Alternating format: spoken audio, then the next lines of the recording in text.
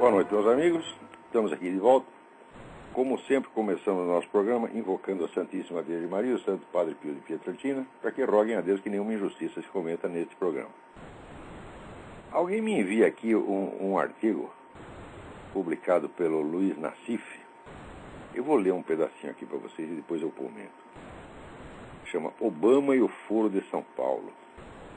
Está aqui. É inacreditável a capacidade de errar continuamente desse pensamento neocon que assolou a imprensa. De repente, até jornalistas experientes entraram nesse papo furadíssimo do Foro de São Paulo, das comparações indevidas com a Venezuela, a Bolívia, ressuscitando o fantasma da Revolução Cubana justamente quando o regime agoniza. O que o Marco Aurélio levou de críticas, o que se criticou a diplomacia brasileira por esse meio campo com os vizinhos turbulentos. Se os neocons de Araque não tinham discernimento sequer para não confundir água na fervura com endosso, menos ainda para perceber as grandes linhas que sucederiam ao fim do ciclo bushiano da criação do eixo do mal.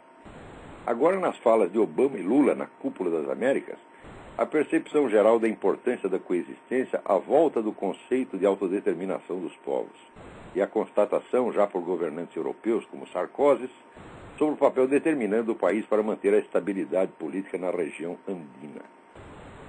Então, muito bem. Para começar, o que é um neocon? Nos Estados Unidos, neocon significa um sujeito vagamente influenciado pelo pensamento do Léo Strauss e que dá muita importância, vamos dizer, ao papel internacional dos Estados Unidos, mas coloca entre parênteses todo o aspecto do chamado conservadorismo cultural, né?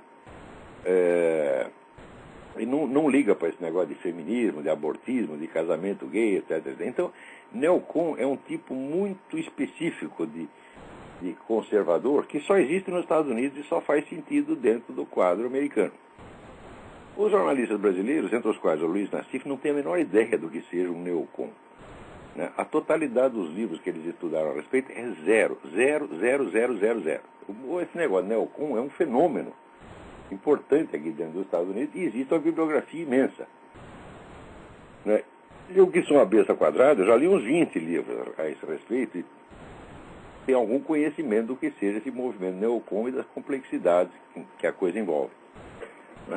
Os jornalistas, por exemplo, comentaristas políticos, esses caras que pontificam na imprensa sobre tudo e todas as coisas, eles não têm a menor ideia do que é isso, então eles usam, né? Eles ouviram dizer que a culpa da guerra do Iraque é de um tal de neocon, então tudo que é ruim e tudo que eles não gostam, tudo que é direito que eles não gostam, eles chamam de neocon. Quer dizer, é um uso pueril da palavra. O simples uso da palavra já mostra, né, que o que o Luiz Nassif entende do assunto é zero. Preste atenção, o Luiz Nassif, né, que até não acho uma má pessoa, né, já tive uma boa convivência com ele. Então, o Luiz Nassif, o que ele sabe é ganhar dinheiro, gente. E teoria política, de ciência política, ele entende é zero.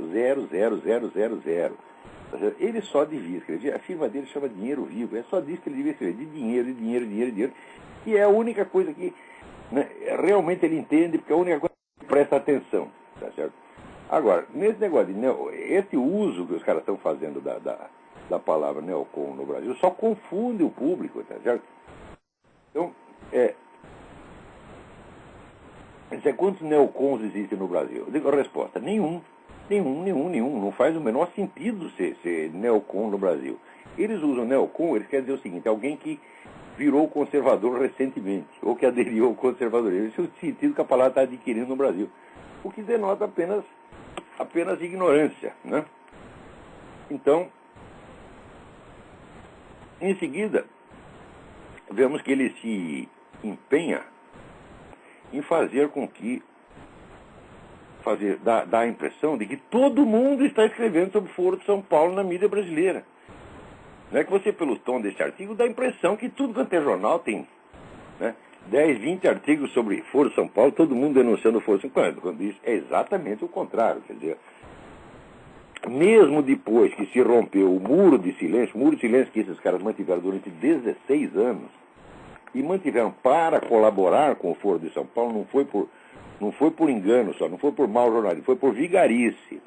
Quer dizer, todos ocultaram o Foro de São Paulo porque o Foro de São Paulo precisava de silêncio para crescer sem ser perturbado.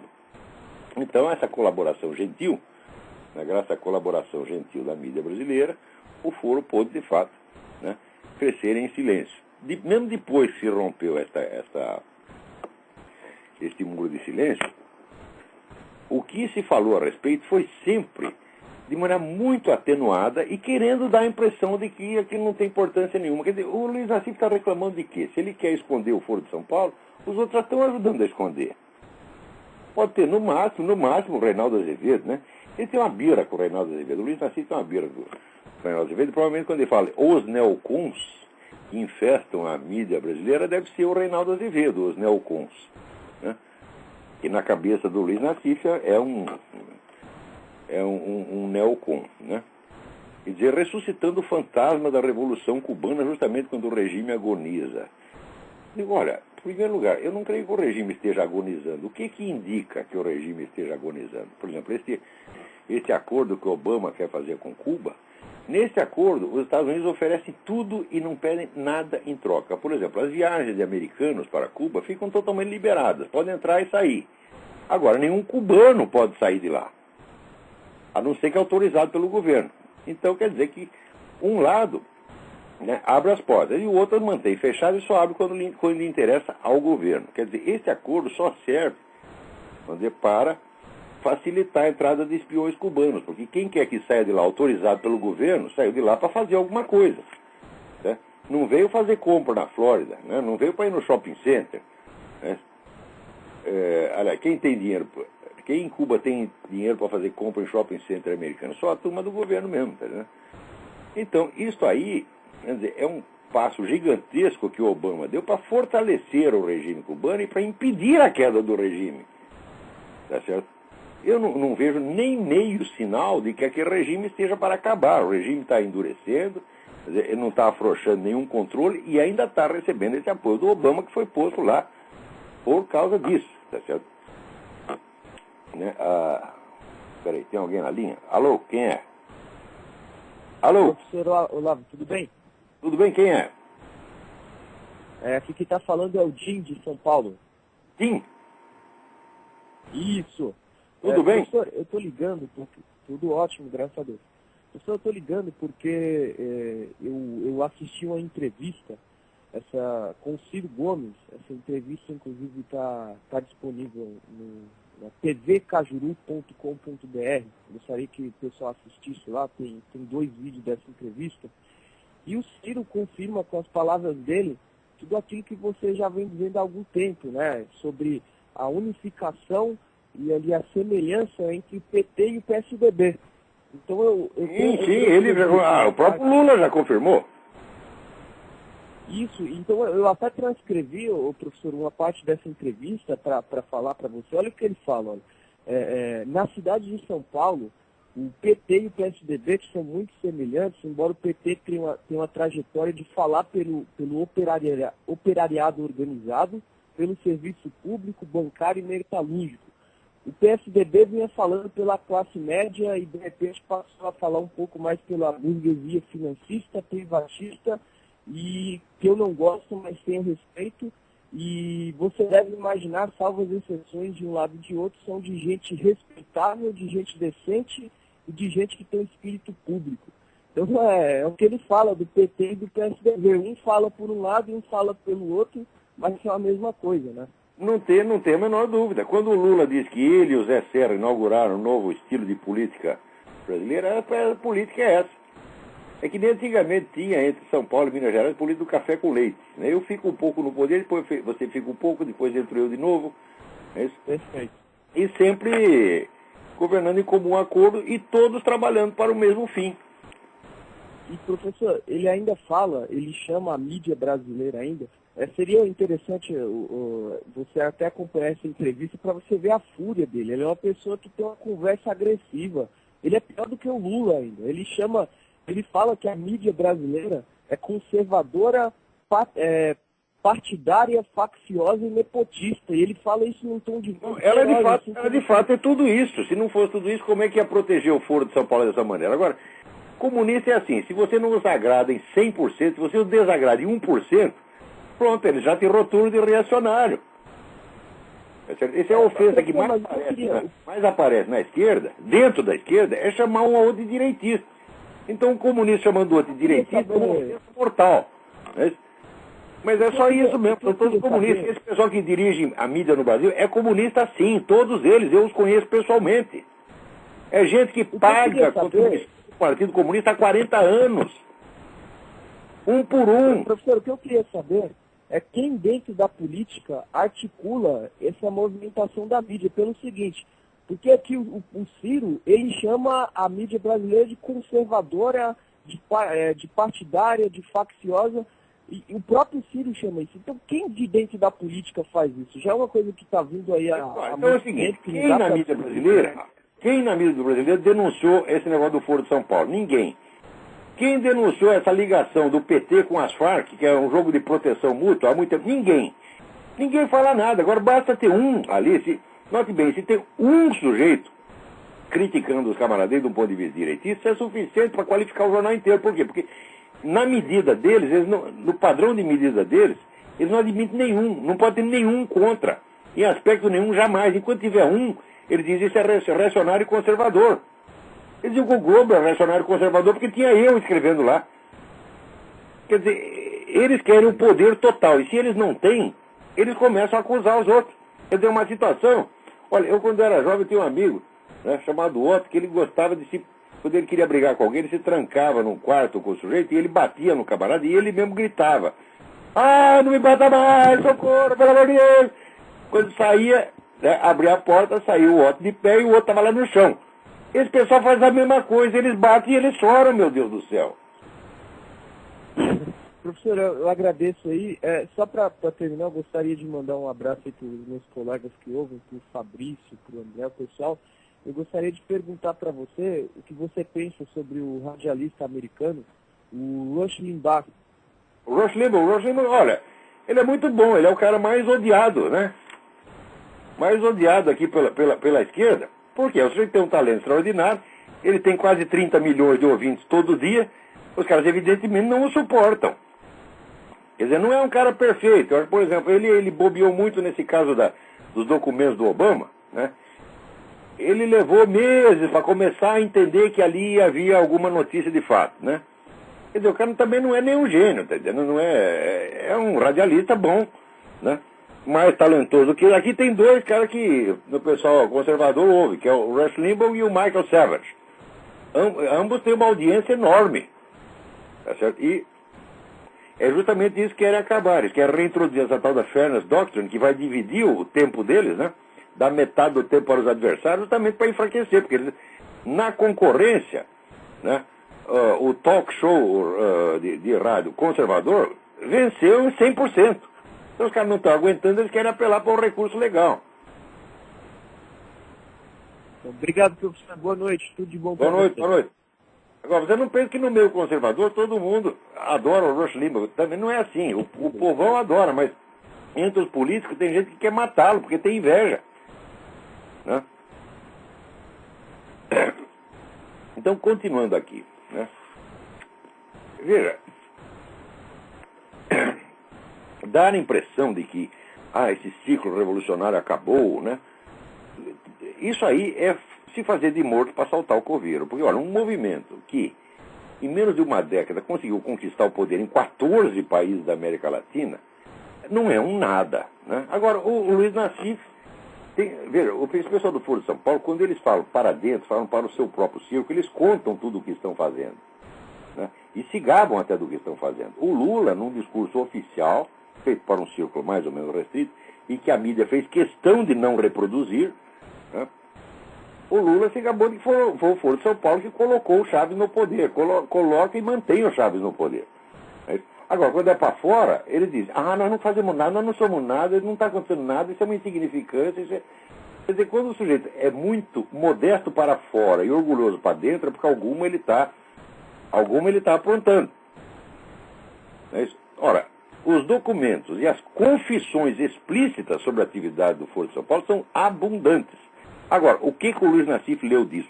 Nada. Tá certo?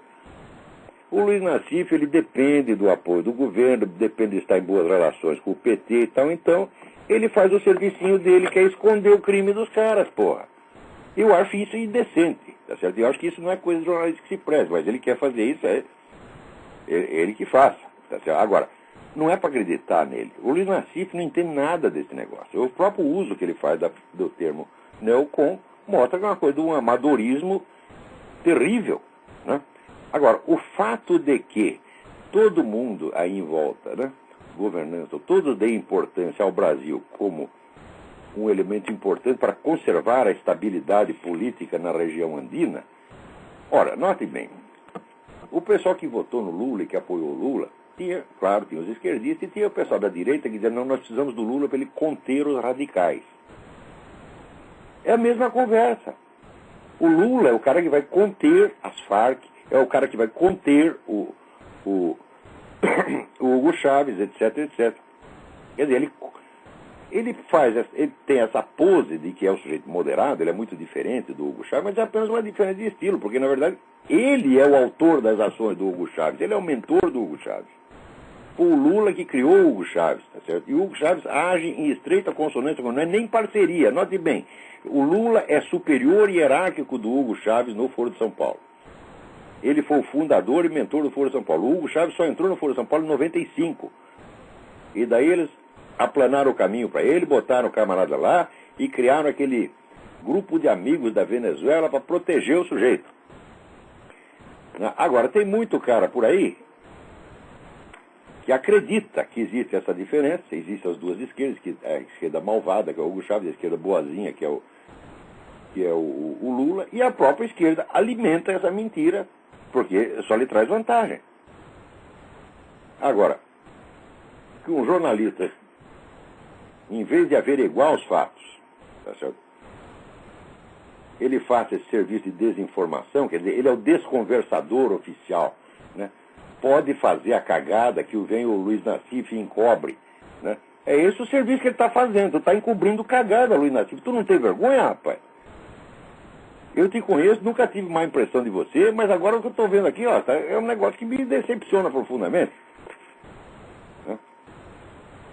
Agora, veja, não só esse Foro de São Paulo domina 14 países da região, ou seja, é fácil você ver historicamente, quer dizer, o Luiz Nassif não tem nem retaguarda histórica para compreender isso.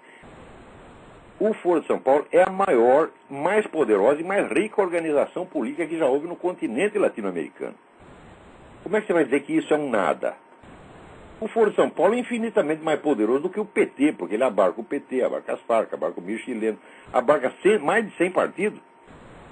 E tomam decisões, essas decisões são obrigatórias para os participantes. Os participantes assinam um compromisso, tá certo? Uns com os outros. E têm se mantido fiéis à política à estratégia traçada nas assembleias do Foro de São Paulo. Todos são fiéis a ela, obedecem direitinho. Quer dizer, nunca houve uma concentração de poder tão grande na América Latina. Agora, o sujeito vai usar aqui esses recursos de moda, quer dizer, como a coisa não aparece na mídia, ele diz que não existe.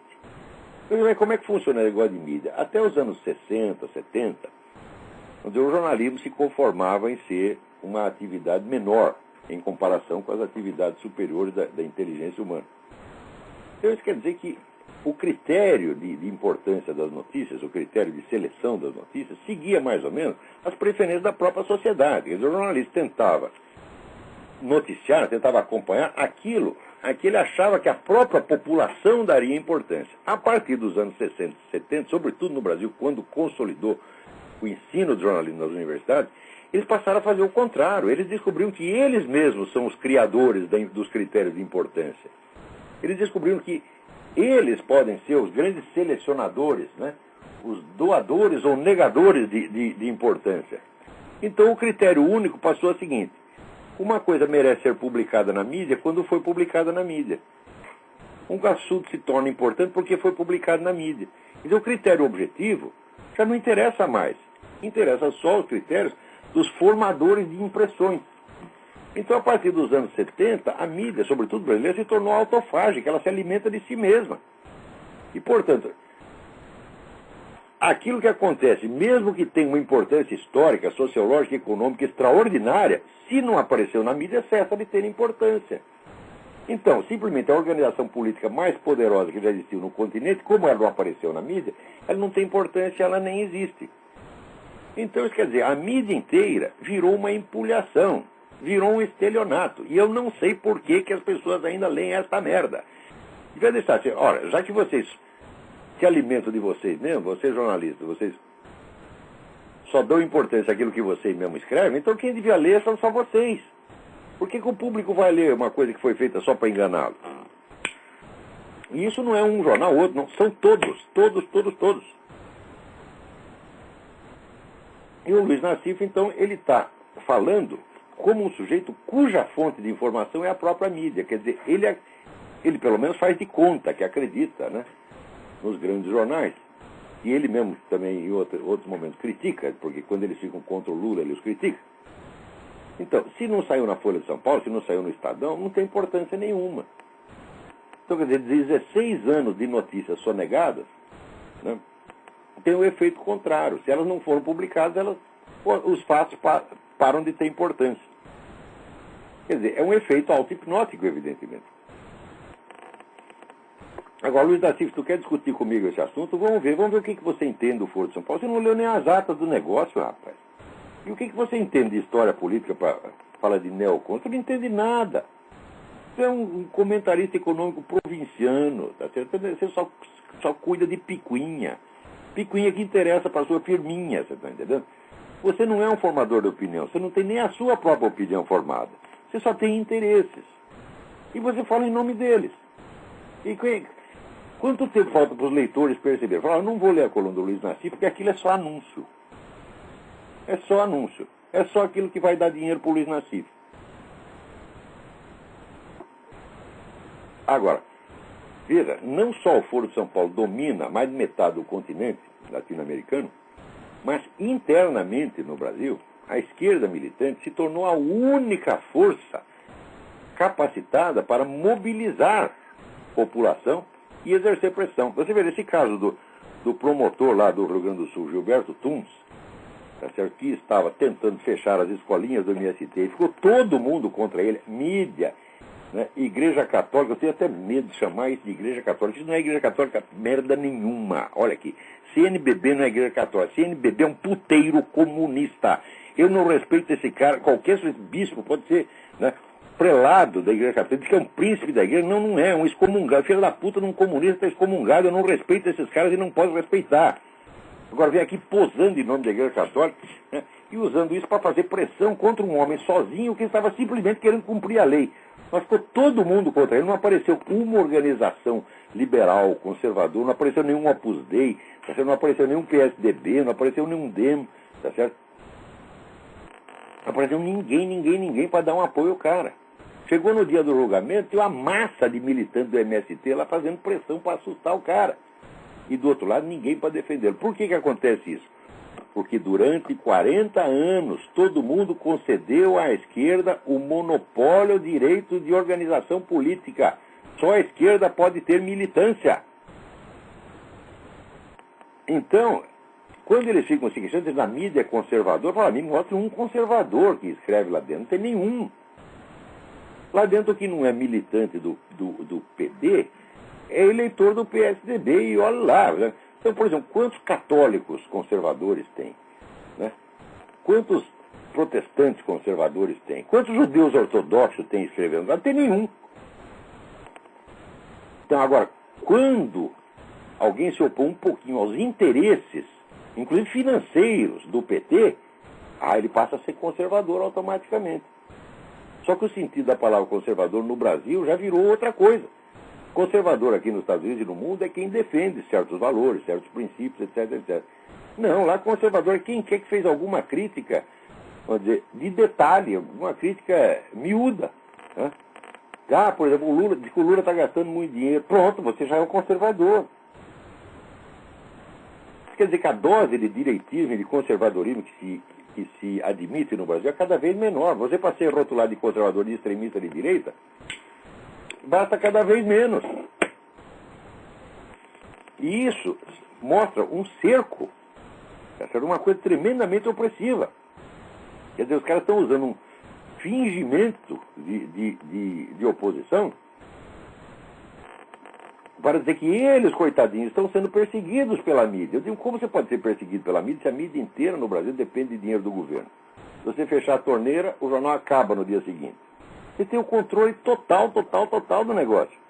Agora, de vez em quando, o jornal, até para não dar na vista, contrata um articulista ou dois, para dizer o contrário. Agora, isso para eles já é demais, eles não aguentam isso.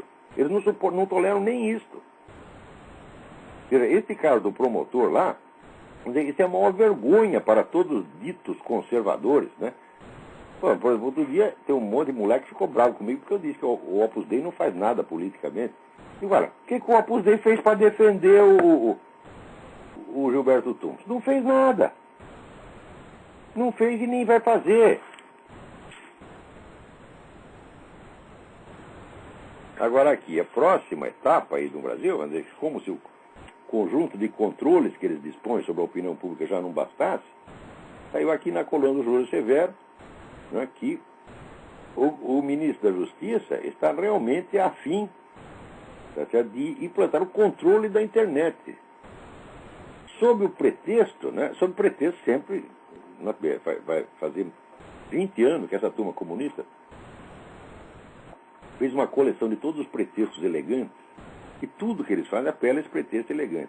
É bom vocês saberem o seguinte: nunca, na história do mundo, nunca, um movimento comunista tomou o poder advogando claramente um programa comunista. Nunca fizeram isso. Sempre falam outra coisa. Sempre. Quer dizer, o comunismo é um movimento clandestino por natureza. E é um movimento mentiroso por natureza. E no Brasil também. Então agora o que? Eles querem o controle da internet para tapar a boca de quem quer que dê informações que não convém ao PT e essa corriola que está no poder. Então eles dizem o quê? Nós temos que proteger a população, né, contra a pedofilia. Igual, se eles são contra a pedofilia, desgraçado, vocês deviam fazer alguma coisa contra a Farc, porque a Farc usa lá um monte de criança para cometer crime, e quando as crianças miram fora do pinico, eles matam, eles torturam e matam.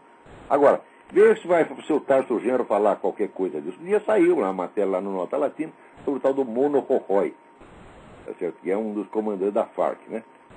Ali está cheio de pedófilo, de gente que abusa de criança. Vocês não falam nada. E se quer acabar com o abuso de criança no Brasil, tem que acabar com o narcotráfico. Mas acabar com o narcotráfico tem que acabar com a Farc. E se acabar com a Farc, acaba o Foro de São Paulo. Porque quem é que você acha que paga, né, essa despesa imensa que dá para você manter uma organização do tamanho do Foro de São Paulo? Quando vai ter uma auditoria no Foro de São Paulo? Ô Luiz Nassif, se o Foro de São Paulo é tão pequeno assim, por que não pode fazer uma auditoria independente lá? Né? Quer dizer, esse pessoal é tão cínico, é tão fingido, que ela não dá nem gosto de falar. Pô, a gente gosta de desmascarar a mentira quando a mentira é um pouco inteligente, quando ela tenta disfarçar alguma coisa. Esse cara não, eles estão rindo da população, estão rindo de todos vocês.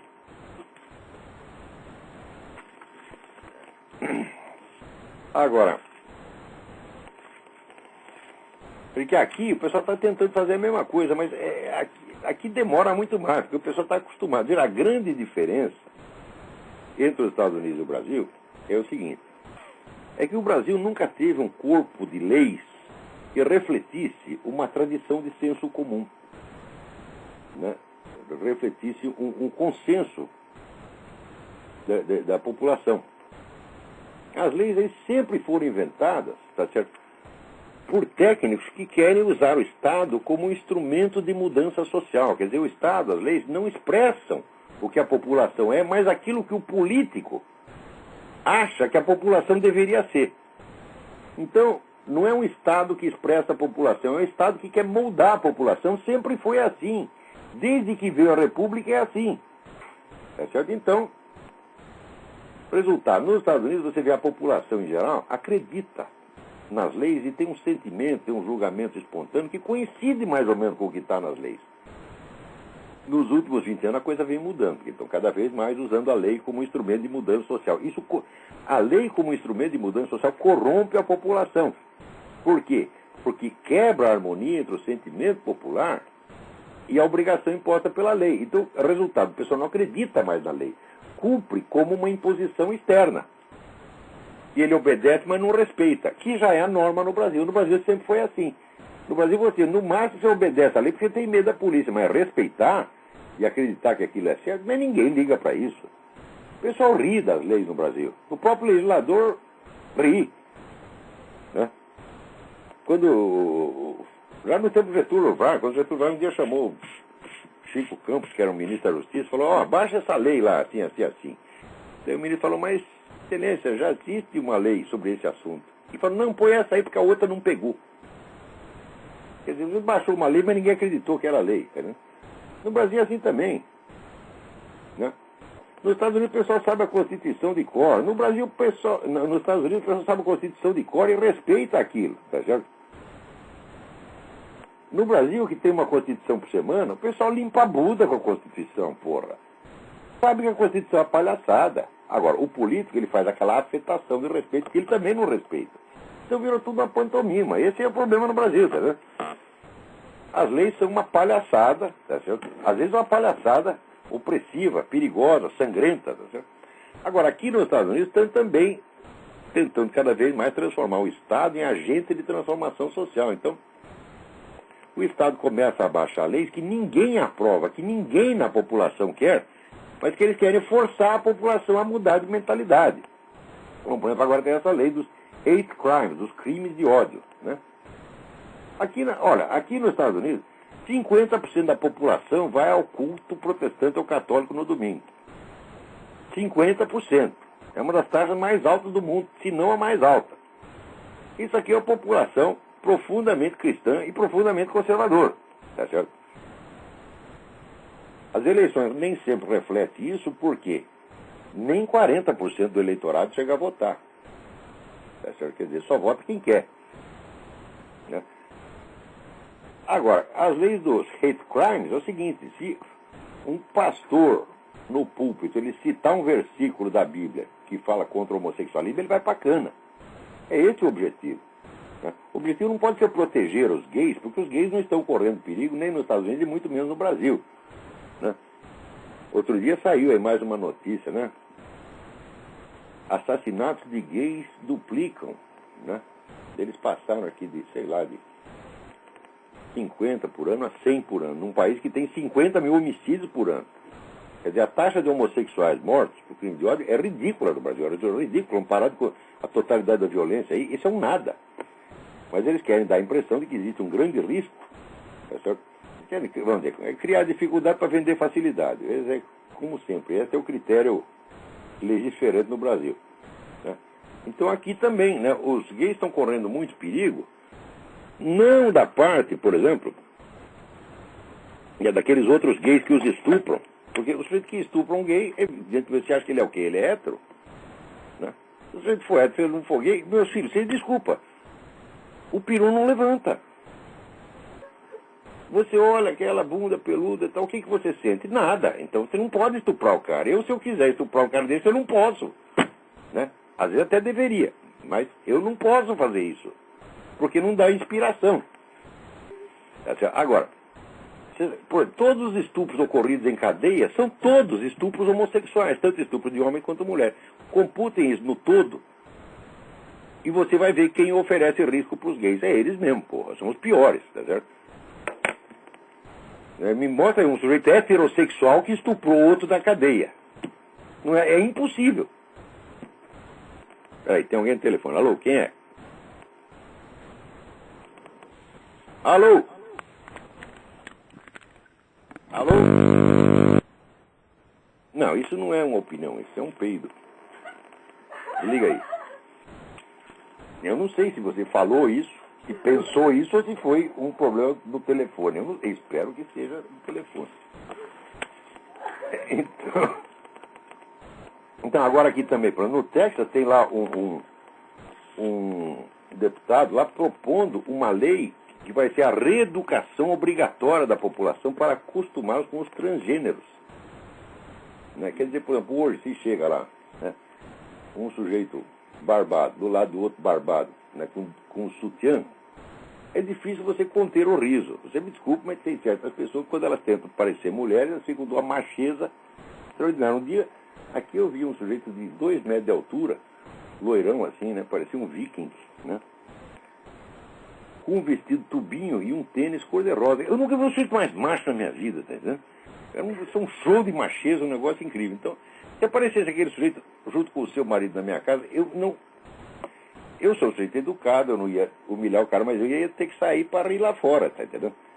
Agora, a população tem que ser reeducada, tem que ter a reeducação de sensibilidade. Você tem que achar, né, que ali é um casalzinho como qualquer outro, tá certo? Ora, a reeducação de sensibilidade, não há nenhum lugar do mundo onde o sujeito confunda, né, os olhos humanos confundam um casal de homem e mulher com um casal de 2 homens. Não é possível você sentir a mesma coisa, mas daí a lei vai tornar obrigatório você sentir. E se você não sente, eles vão te fazer programação neurolinguística até você, né, achar, né, que, por exemplo, aparece lá, o seu Luiz Motti junto com o barco dele, ou com o fêmeo dele, né, e você vai ter que se comportar como se fosse senhor e senhora fulano de tal. E não pode rir, é proibido rir. Digo, ora, porra. Quer dizer, aquilo que antigamente era fantasia de carnaval passa a ser uma verdade. Um fato, e você tem que aceitar. Se você não aceita, né, você vai ser reeducado. Então, aquele negócio do Groucho Marx. Afinal, você vai acreditar em mim ou nos seus próprios olhos? Não é isso? Quer dizer, os meus olhos estão me dizendo que somos 2 machos, mas eles querem que seja macho e fêmea, eu tenho que ver como macho e fêmea. Está entendendo? Então isso é uma violência psicológica fora do comum. Eles sabem que isso aí vai destruir a percepção espontânea na população, e é por isso mesmo que eles fazem. Né? Agora, a gente estava falando de mídia no começo, aqui aconteceu um negócio extraordinário. Como esse plano econômico do Obama, né? Ele diz que vai diminuir os impostos, mas na verdade ele os aumenta. Isso aí criou, vamos dizer, uma série de movimentos de protesto que eles chamam de Tea Party. Tea Party é você convidar as pessoas para tomar um chá na sua casa. Né? E isso é uma alusão a um negócio que aconteceu em 1773, em que os ingleses começaram a aumentar muito os impostos, então os caras se reuniram e destruíram um monte de chá que vinha da Inglaterra carregado de imposto. E é mais imposto se abrir o saco, né? Mais de metade do saco era imposto, só a outra metade era chá. Então o que eles fizeram? Pegaram um monte de barril de chá e quebraram tudo aquilo e jogaram no rio, jogaram no mar, estragaram, não? E começou a pipocar aquele negócio de Tea Party, né? No país inteiro. Agora aconteceu a mesma coisa. Tem um comentarista da NBC, né, que é o John Santelli. O Santelli falou, pô, tá na hora da gente fazer um Boston Tea Party de novo. Ele falou isso no dia seguinte, começou. E teve Tea Party aqui, tá certo? Em 2.000 cidades. Quer dizer, o negócio se alastrou, um fenômeno. O fenômeno sociológico mais estranho que já houve aqui. Bom, durante semanas e semanas, a grande mídia não dizia uma palavra. Uma palavra. Quer dizer, é o caso onde você tem, de um lado, o critério objetivo histórico sociológico, quer dizer, o fato aconteceu, o fato envolve milhões de pessoas, tá certo? O fato está se alastrando, então ele é objetivamente importante. E, do outro lado, o critério jornalístico. Nós não queremos publicar porque é contra o Obama, então não pode. Então, como nós não publicamos, nós dizemos que não tem importância. Mas acontece que a importância objetiva do negócio começou a crescer, crescer, crescer. Então chega uma hora que, como no Foro de São Paulo, não dá para esconder mais. Então, o cara da CNN um dia fez uma reportagem sobre isso, né?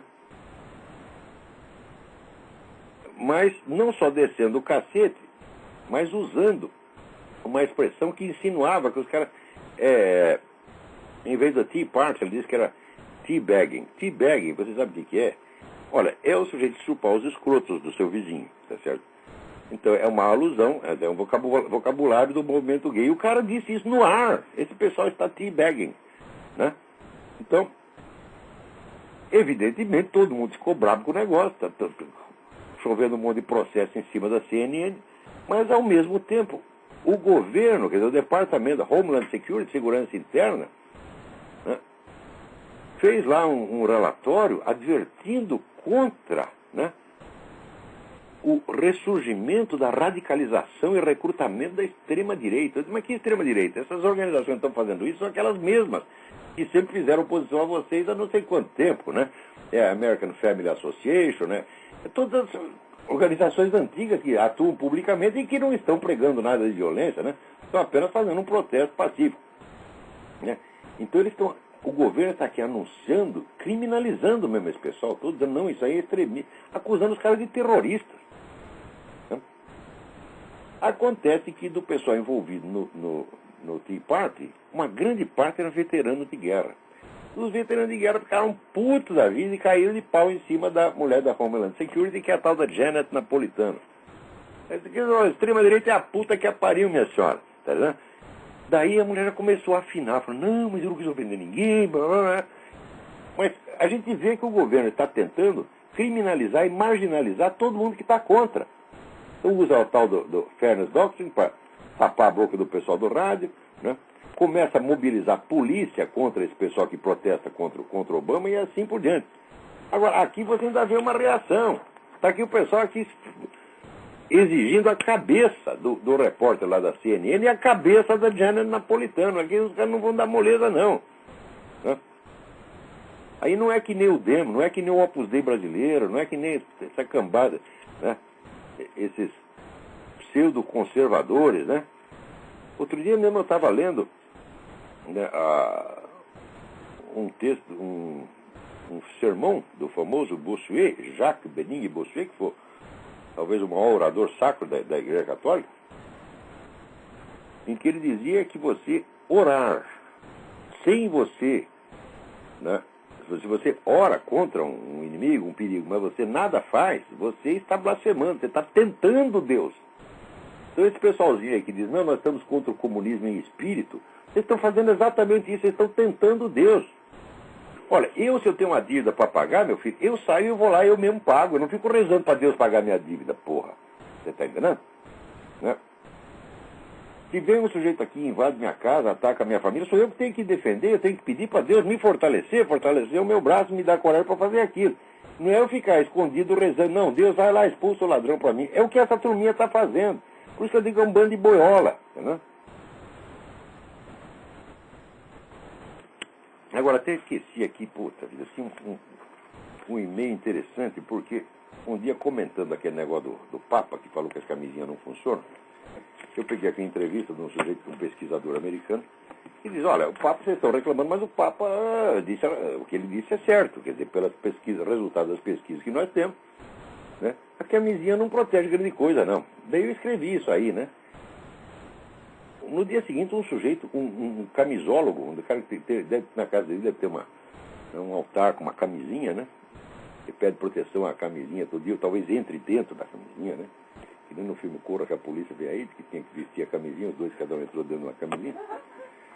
Então, o sujeito me escreveu e falou, você é um canalha, você não é um filósofo, coisa nenhuma. Bom, de cara a gente tem que rir, porque... Vamos supor que o que eu escrevi estivesse 100% errado. 100% errado. Eu esqueci o nome do sujeito, né? Até prometi que ia dar o nome e o endereço de e-mail dele. Daí ele escreveu mais puto ainda, dizendo, não, eu só não te processo porque... Ele inventou uma coisa. Esqueci o seu nome agora, mas vocês sabem o que eu estou falando. Você não me processa, ô viadinho, porque a lei brasileira assegura ao destinatário da carta o direito de divulgá-la como ele quiser, a não ser que haja nela um pedido expresso de sigilo, coisa que não havia. Então eu vou... Ainda não esqueci de imprimir a sua porra, a sua carta aqui, mas eu vou ler e vou dar seu endereço de e-mail sim, para que as pessoas enchem a sua caixa postal de besteira como você enche a minha. Você pensa que a minha caixa postal é pinico, tá certo? Então ele para provar que eu sou um canalha, né? Ele me mostra uma outra entrevista do mesmo cidadão, dada depois no Washington Post, onde ele reconhece, não, a camisinha pode ser até um backup prevention. Quer dizer, primeiro você tenta a abstinência, depois você tenta reduzir o número de parceiros, mas por precaução no fim você põe a camisinha também. Quer dizer, então é claro que ele está dizendo que a camisinha em si não protege, mas ela pode até ajudar, vamos dizer, por lei das probabilidades. Isso é o máximo que o sujeito concedeu. E o cara diz para mim, tá vendo, você é um impurador, você é um canalha, porque você diz que a camisinha não protege, o cara reconhece que ela pode ajudar. Fala, quer dizer, é uma discussão tão mesquinha e tão idiota, né, que nem deveria responder, mas eu achei engraçado. É o sujeito, de repente, ele com base nisso, ele diz, você não é um filósofo, coisa nenhuma. Você imagina se o que escrevi estivesse 100% errado. Quer dizer, uma frase que o sujeito escreveu sobre camisinha, né, supondo que estivesse errada, impugna uma obra inteira de filósofos de mais de 40 mil páginas. Quer dizer, só na cabeça de brasileiro isso pode acontecer. Porque ó, na obra de Aristóteles há mais erros factuais do que há na minha própria obra. E nunca, jamais ninguém pensou, falou, não, Aristóteles não é filósofo, porque ele diz que as mulheres têm mais dentes do que os homens, ele não é um filósofo. Só na cabeça de um brasileiro, uma cabecinha de merda, tá entendendo?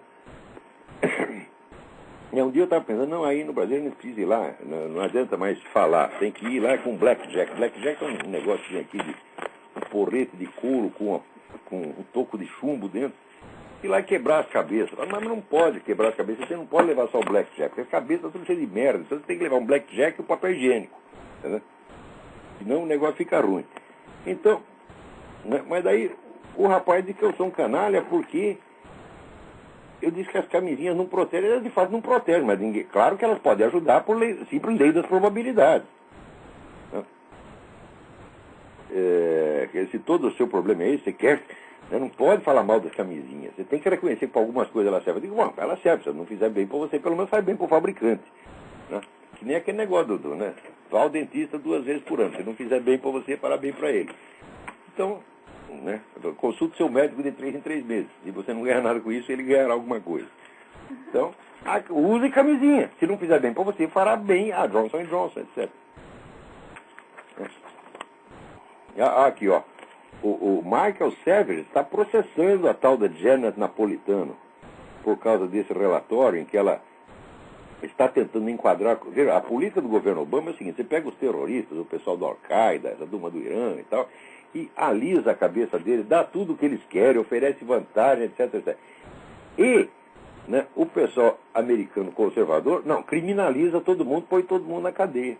Né? É incrível. Quer dizer, como é que tem que responder esse pessoal? Tem que discutir amavelmente? Não, tem que fazer que nem o Michael Severin está fazendo processo da filha da puta. Claro.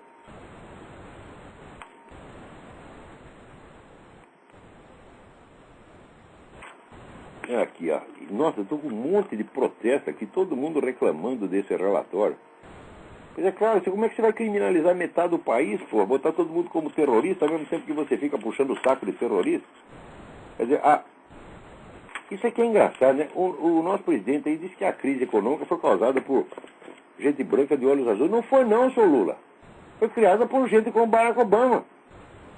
E durante 20 anos, seguindo a estratégia Cloward-Piven, foi planejada já na década de 60, né, organizava a militância para pressionar os bancos a dar empréstimo a pessoas que não podiam pagar. Né? Uma boa parte deles eram negros. Tá certo? E quem participou dessa operação? Quem treinava militância para fazer isso? Barack Obama.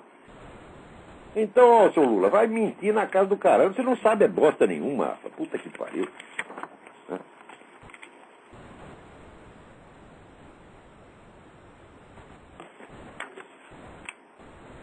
E assim vai. Olha, daqui saiu um negócio muito interessante. Olha, procurem isso aqui. http://investigatingobama.blogspot.com. Está cheio de material lá.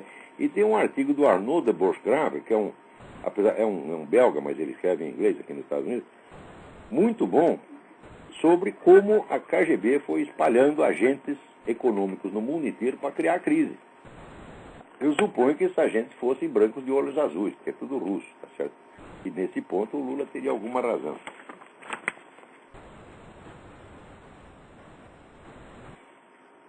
Agora aqui, a gente fala de... No Brasil, você pega a mídia brasileira, você vê o nome KGB uma vez a cada 10 anos. Dá a impressão que a KGB é um negócio evanescente, ela não existe, né? E, a KGB é a maior organização de inteligência e medidas ativas que já houve na história humana, porra.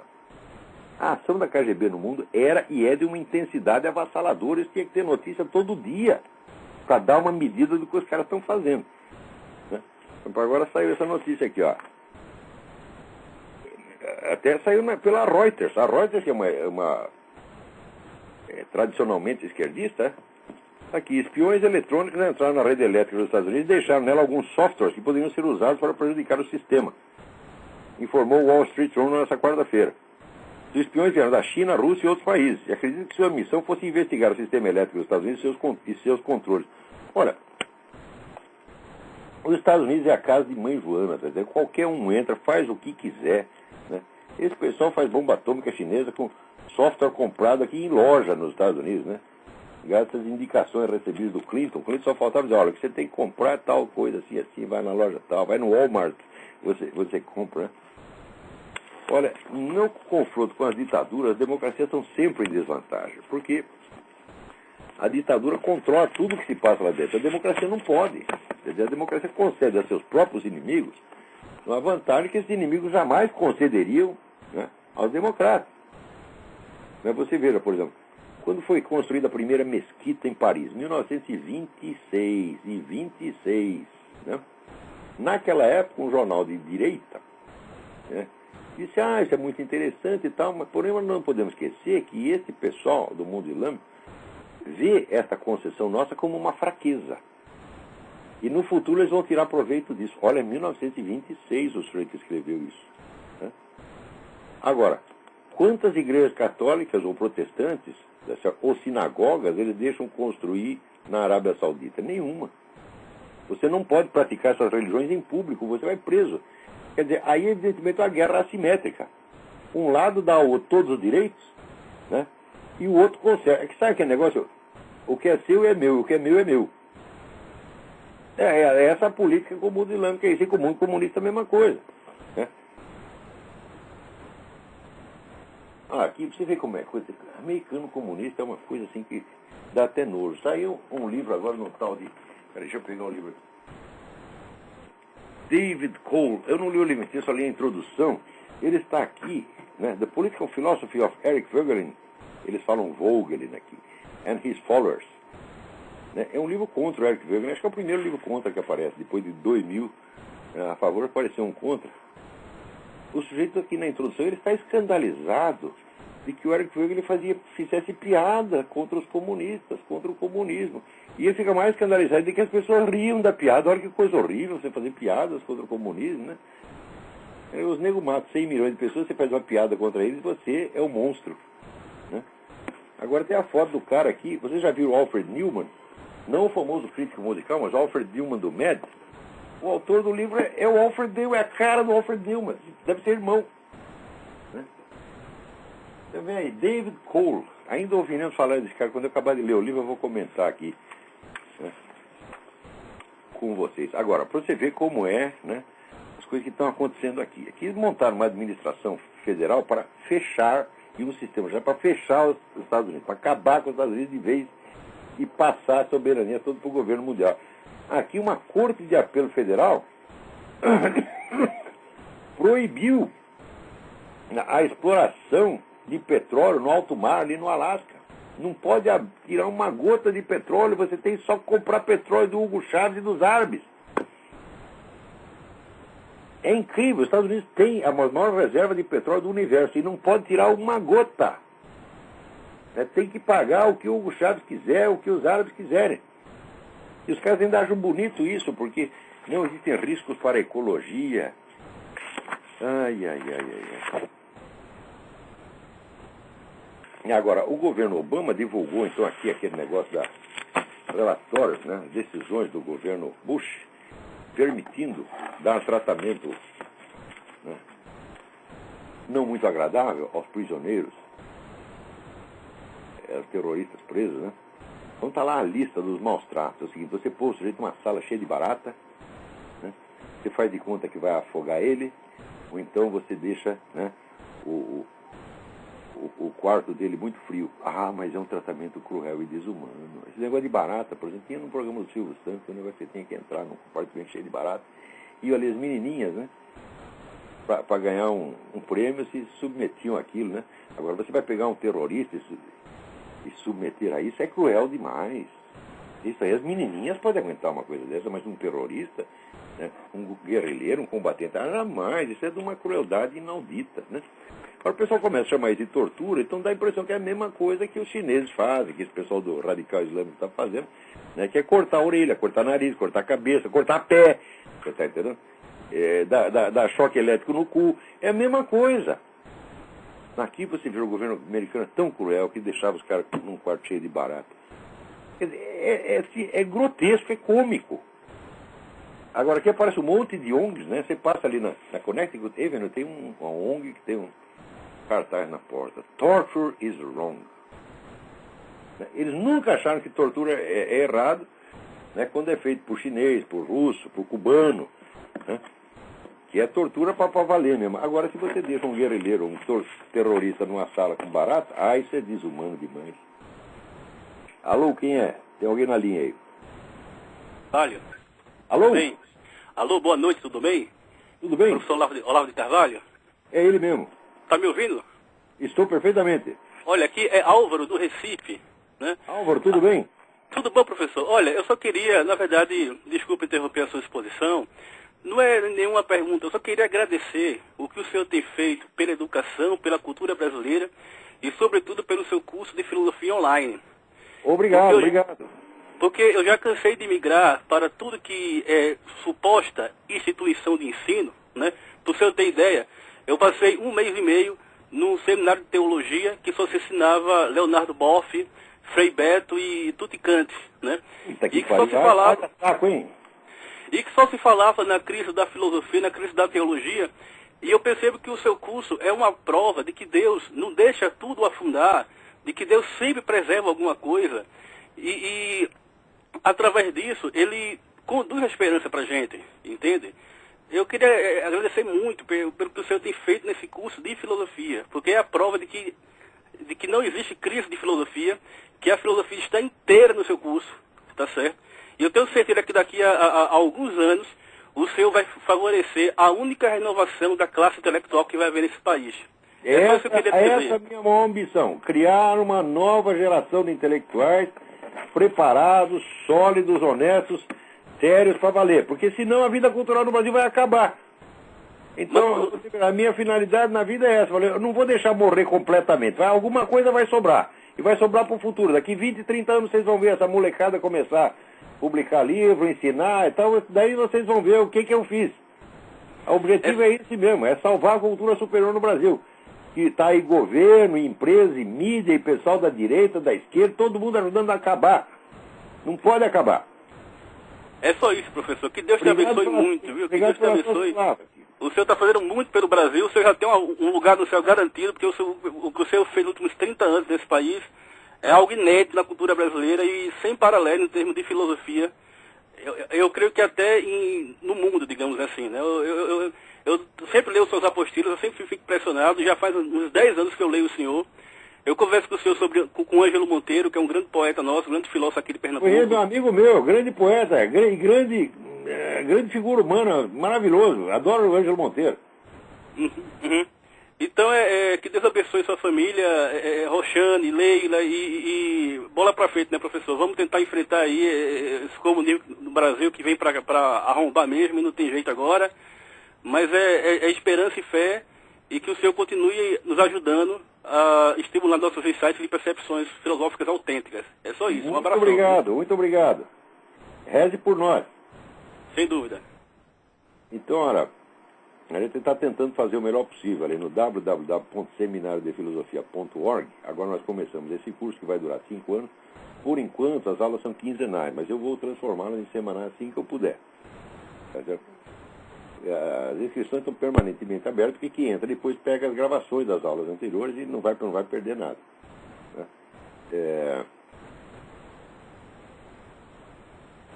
Então, olha, isso aí é um trabalho, vamos dizer, de UTI. É UTI filosófica, quer dizer, para não acabar a cultura superior no Brasil, nós estamos tentando preservar lá. Agora, quanto a reconhecimento, olha, note bem, reconhecimento por parte de universidade, de governo, desse establishment mediático, pode pegar o seu reconhecimento e enfiar no orifício anal. Certo? Porque é o reconhecimento das pessoas que estão estudando lá, que estão se beneficiando por isso, como esse rapaz ligou. Os outros eu estou né, cagando e andando, defecando e andando, está entendendo?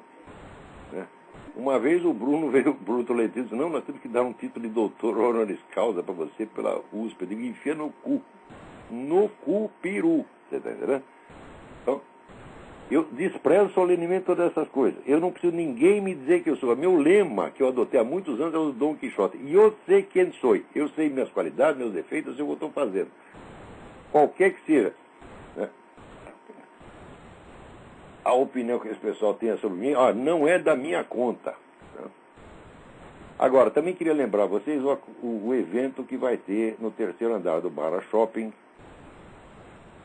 do Farol da Democracia, no dia 25, às 9 horas da manhã. Inscrições no site do Farol da Democracia, tem lá a indicação. Não deixem de ler isso e se possível, vão lá. Né? Vai ser muito importante, vai estar lá o Alejandro Penha Escusa, que é o fundador da UNAmérica, né? E que é vamos dizer, a expressão melhor da oposição venezuelana anti-Chávez. Né? Que na Venezuela tem oposição para valer. Então vamos lá ver o Alejandro e vocês vão conferir por vocês mesmos. E também vão falar lá o Heitor de Paula, que é o melhor comentarista político do Brasil, e a Graça Salgueiro, que é uma das poucas pessoas que entende de América Latina nesse país. Né? Então, eu acho que o nosso tempo, né, acabou. Hoje não dá para xingar mais ninguém. Então, até a semana que vem. Muito obrigado.